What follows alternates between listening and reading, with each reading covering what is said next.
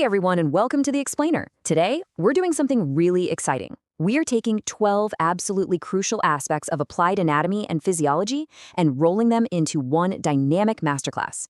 We're going to figure out exactly how the human body moves, fuels itself, and adapts to the stress we put on it. Okay, let's dive into this. To make this super easy to digest, we've broken everything down into 4 core pillars.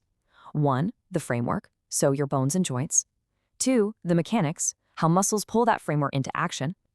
3, the engine, the cardiorespiratory system fueling those muscles. And 4, the evolution, which is how your body actually adapts to exercise over time. All right, let's dive right into our foundation. Section 1, the framework, focusing on bones and joints. You know, your skeleton is honestly a masterpiece of engineering. It's made of over 200 bones, and together they perform 6 vital functions. It gives us support so we can stand upright, it provides our structural shape, and it gives our muscles anchor points to attach to. Plus, it handles blood cell production deep in the marrow and acts like a massive mineral storage bank. But when we're talking about sports, 2 functions really steal the show: protection and movement. Just picture a massive rugby tackle. In that moment, your rib cage is literally a shield protecting your heart and lungs, while your femur is acting as this incredibly powerful lever to drive you forward. But of course, a rigid lever isn't much use if it can't pivot, right? And that brings us to our synovial joints. We've got different joints for different jobs. Take a hinge joint, like your knee. It is highly stable, but it really only moves in one plane, giving you just flexion and extension. Now, compare that to a ball and socket joint, like your shoulder. This bad boy gives you the widest range of movement possible. We're talking flexion, extension, abduction, adduction, and full-on rotation. And it's exactly that massive range of motion that lets a tennis player absolutely smash a powerful serve.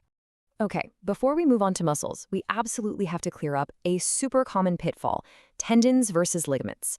These two get mixed up all the time, but here is the golden rule to lock it into your memory for good. Tendons tie muscle to bone. They transmit the pull of the muscle to actually create the movement. Ligaments, on the other hand, tie bone to bone.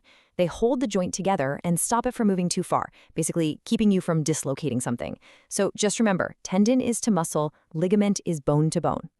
Moving smoothly on to Section 2, the mechanics, covering muscles and movement mechanics. We've got our structural framework built, so let's see how it actually gets pulled into action. So, the single most important rule of the muscular system is this: muscles can only pull. They can literally never push. So if you want to move a joint one way and then back again, your muscles have to work in teams. And this brilliantly illustrates the concept of antagonistic pairs. Basically, one muscle contracts to create the movement. We call that the agonist, or prime mover. And while it's doing all that hard work, its partner, the antagonist, just has to relax and let the movement happen. Think about a footballer bending their knee to strike a ball. The hamstrings at the back of the leg act as the agonist, contracting to flex the knee. Meanwhile, the quadriceps at the front act as the antagonist, relaxing so that knee can actually bend. But how do those contractions actually work in practice? Let's compare 2 types of isotonic contractions, and we'll use a good old press-up as an example. When you're pushing yourself up off the floor, your triceps are shortening under tension to straighten your arms. That right there is a concentric contraction. But what about on the way down? I mean, if you just completely relaxed, you'd faceplant. Instead, your triceps are still working. They are lengthening under tension to carefully control your descent against gravity, and that is an eccentric contraction. All of this muscle pulling actually operates on a really clever system of levers. And I've got a fantastic little memory hook for you to remember the 3 classes of levers. It's FLE 1, 2, 3. This simple trick tells you exactly what sits in the middle of the lever. So in a first-class lever, the fulcrum is in the middle. Think about nodding your head. In a second-class lever, the load is in the middle, which gives you a massive mechanical advantage, like when you're doing a calf raise. And then in a third-class lever, the effort is in the middle. This is actually the most common type of lever in the human body. A perfect example, your elbow joint during a bicep curl. All right, let's shift gears to Section 3, the cardiorespiratory engine. We understand the mechanics now, but those muscles can't contract without fuel. Let's pop the hood and examine the internal engine powering it all. Our engine relies on one critical thing above all else: a constant supply of oxygen. Let's trace the actual physical path of a breath. Air travels in through the nose and pharynx, past the larynx, down the trachea, where it splits into the bronchi, then the much smaller bronchioles, and finally, it arrives at the alveoli, which are these millions of tiny little air sacs. But how does that air actually get pulled in? Well, it's all about pressure. Your diaphragm contracts and flattens out, which increases the overall volume of your chest cavity. And it's simple physics. When volume goes up, pressure drops, and air just rushes right into the alveoli to balance everything out. Okay, so once that oxygen hits the alveoli, it diffuses straight into the blood. But how does that blood actually get around? Here is the golden rule you need. A for artery equals away. Arteries carry blood away from the heart and out to your working muscles, while your veins bring it back. But, and this is important, there is one major exception you always need to remember: the pulmonary artery. It is the single artery in the body that carries deoxygenated blood, taking it away from the heart and directly to the lungs so it can pick up a fresh supply of oxygen. Now, what's really interesting about this next part is this massive number, 21.6. That's 21.6 liters of blood per minute. Here's how we get there. Cardiac output is calculated by taking your heart rate and multiplying it by your stroke volume, which is just the amount of blood pushed out with every single beat. Now, sitting at rest, you're probably pumping about 4.9 liters a minute. But the second you start intense exercise, both of those numbers shoot up. And because of that, your cardiac output can absolutely skyrocket to over 21.6 liters of blood surging through your body every single minute. It's wild. So why exactly do your muscles need all that oxygenated blood anyway? Well, for energy, of course. But your body actually has two very different gears it can use. First, there's aerobic exercise, which literally means with oxygen. This is what you use for long, steady activities, like a long jog. Your body combines glucose with oxygen to produce energy super efficiently, and it just leaves behind water and carbon dioxide. Easy. But what if you're going for a heavy deadlift or an explosive 100-meter sprint? You demand energy way too fast. That kicks you into anaerobic exercise, without oxygen. You're still breaking down glucose for energy, but because there's no oxygen present, there is a catch. It leaves behind lactic acid. And yep, it's that exact lactic acid that gives you that intense, burning, fatigued feeling in your muscles.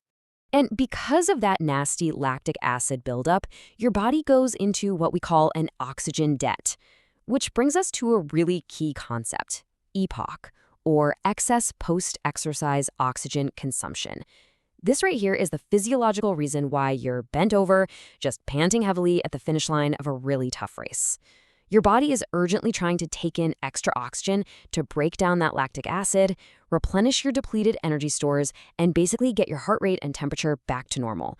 Think of it like a loan. You borrowed energy without oxygen, and now you have to pay it back. Let's move on and see how this builds in Section 4, the evolution, diving into the effects of exercise.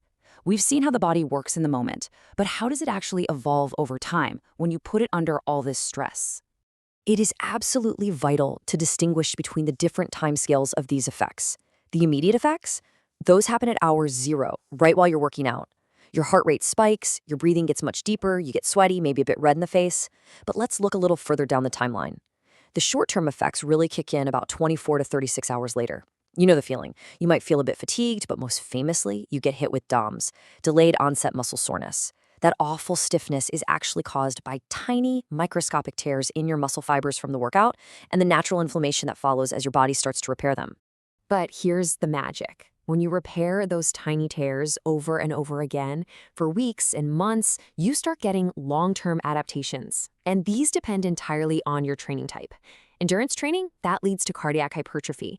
That means your actual heart muscle gets bigger and stronger, which lowers your resting heart rate. It also creates capillarization, literally sprouting new capillaries around your muscles for much better blood flow. Then you have resistance training, which leads to muscular hypertrophy, making the muscle fibers themselves much larger. And finally, weight-bearing exercise literally increases your bone density, building a thicker, denser skeleton that's way less prone to fractures. As your overall fitness improves, you'll also notice some major changes in how you breathe. But I want to draw your attention to a classic trick concept here, something that trips up a lot of people. During exercise, your tidal volume, which is the depth of your breath, definitely increases. And your breathing rate increases too. But notice this. Your residual volume stays completely unchanged, zero change. That's the volume of air trapped in your lungs even after you breathe out as hard as you can. It never changes because that air is absolutely necessary to keep your alveoli continuously open for gas exchange. If they collapsed, you'd be in big trouble. So, the crucial point here is that human movement isn't just about one isolated system. It's this beautifully synchronized interaction of your bones, muscles, heart, and lungs all working as one. To wrap things up today, let's actually test what we've discovered together. Think about the up phase of a bicep curl. What class of lever is operating there, and which muscle is acting as the agonist? Take a second, pull together all the mechanics we just talked about, and see if you can solve it. Keep testing yourself, keep exploring how amazing the human body is, and we'll catch you on the next explainer.